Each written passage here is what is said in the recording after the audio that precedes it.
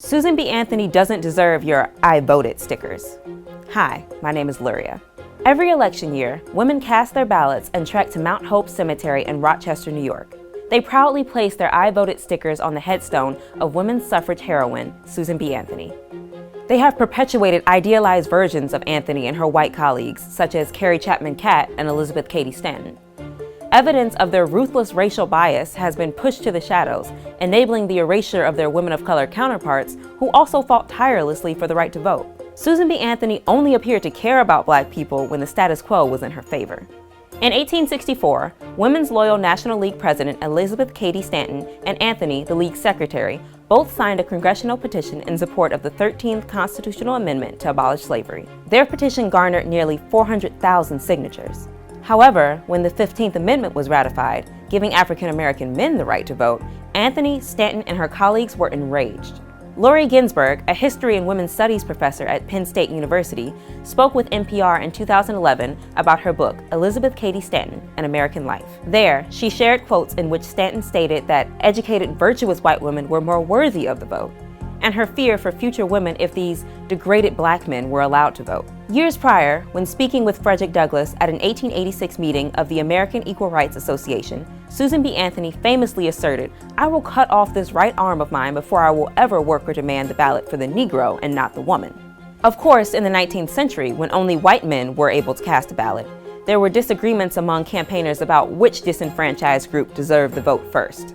Whether Anthony was referring specifically to the white woman or all women, regardless of race, is irrelevant when you consider her abandonment of her abolitionist roots when black men were being heinously lynched across the nation for attempting to exercise their newly constitutionalized right to vote. Some people might argue that women such as Susan B. Anthony were just products of the times in which they lived, that she didn't live in an era that welcomed progressive ideals and outspoken opposition. But that's bullshit.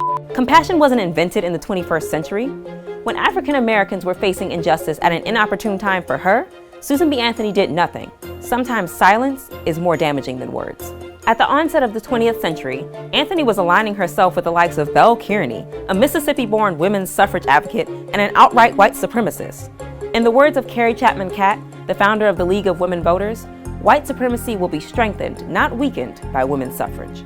I believe that true equity in women's rights will never be achieved unless it is intersectional, validating and fighting for the plights of all individuals who identify as women.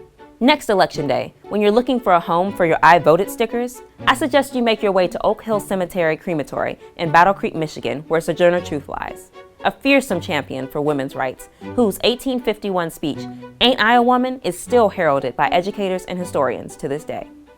Or Oakwood Cemetery in Chicago, Illinois, where you'll find the headstone of Ida B. Wells, the activist and journalist who led an anti-lynching campaign following the ratification of the 15th Amendment and refused to be hidden by white suffragists who instructed black supporters to march in the rear of the 1913 parade in Washington, D.C. Or place your sticker within the Fannie Lou Hamer Memorial Garden in Ruleville, Mississippi, and pay homage to the incomparably brave civil rights activist. She overcame police brutality. She was fired from a job for trying to register to vote, and President Lyndon B. Johnson himself tried to draw attention away from her speeches. She was still, without a doubt, one of the most powerful speakers of the era. The pursuit of justice does not have to be an exclusionary journey, and although Susan B. Anthony couldn't see that, doesn't mean you have to settle for her narrow view of victory. I'm not saying Susan B. Anthony was the most racist fraud who ever lived.